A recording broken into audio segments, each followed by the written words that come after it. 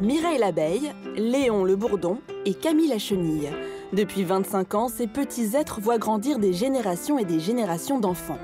C'est dans ce fabuleux univers que propose de nous plonger le Musée des Arts Décoratifs avec l'expo Drôles de petites bêtes d'Antoon Krings. On a préparé une exposition sur Antoon Krings, qui est le père des drôles de petites bêtes, Mireille l'abeille ou le pot, donc des petites bêtes très ancrées dans l'imaginaire culturel et littéraire.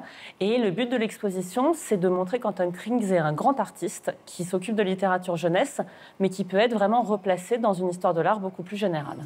L'amoureux de la nature et des êtres vivants a réalisé 65 albums depuis 1994. Cet univers des petites bêtes, le dessinateur l'a entièrement créé. Il s'est aussi inspiré de certains grands artistes qui ont marqué la peinture.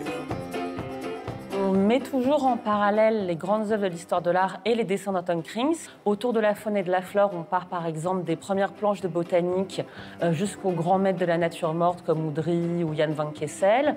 On passe par les gens qui ont représenté des animaux de façon un peu plus drôle, comme Granville ou les petites figurines de Giacometti qu'Antoon Krings aime beaucoup. Outre les influences de Krings, sa création et son inventivité sont mises en avant. On retrouve la sensibilité d'un artiste qui a à cœur de montrer un monde fragile, menacé, mais aussi joyeux avec la présence de ces touchantes petites bêtes. Un dessin que j'aime beaucoup et qu'on a aussi beaucoup utilisé pour communiquer autour de l'exposition, c'est un moment dans Louis le papillon de nuit, où le papillon de nuit parle à une fleur. Donc on les voit tous les deux de profil. La lumière du papillon de nuit vient en fait d'un petit amour en cage, donc ce petit fruit séché qui tient comme une petite lanterne. Et la fleur et le petit papillon de nuit se parlent, donc il y a une poésie extraordinaire qui se dégage.